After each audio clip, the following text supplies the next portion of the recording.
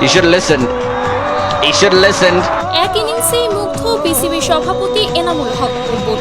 শ্রীলঙ্কান সিরিজে কপাল খুলল সাব্বির রহমানের। বিস্তারিত জানুন পুরো ভিডিও জুড়ে।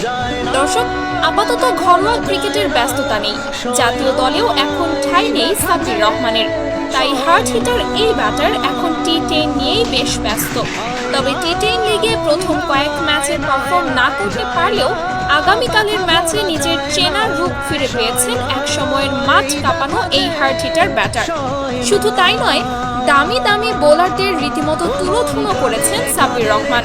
সেই সাথে মাত্র 14 বলে করেছেন 50 রান, যা দেখে যেন চমকেই গিয়েছেন বর্তমান বিসিবি সভাপতি বুলবুল। তাই তো হুটহাট করেই তিনি সিদ্ধান্ত নিয়েছেন টি10 লিগ থেকে সাব্বিরকে ফিরিয়ে সামনে শ্রীলঙ্কার বিপক্ষে টি20 খেলাবেন। এমনকি বিসিবি বুলবুল আরও বলেন, এমন ব্যাটারকেই তো জাতীয় দলে প্রয়োজন। তো দর্শক, তাহলে কি এটাই সত্য? আবারও জাতীয় দলে ফিরছেন একসময়ের hard hitter batter Sabbir Rahman? কি মনে হয় আপনাদের? তা অবশ্যই জানিয়ে দিবেন আমাদের কমেন্ট বক্সে।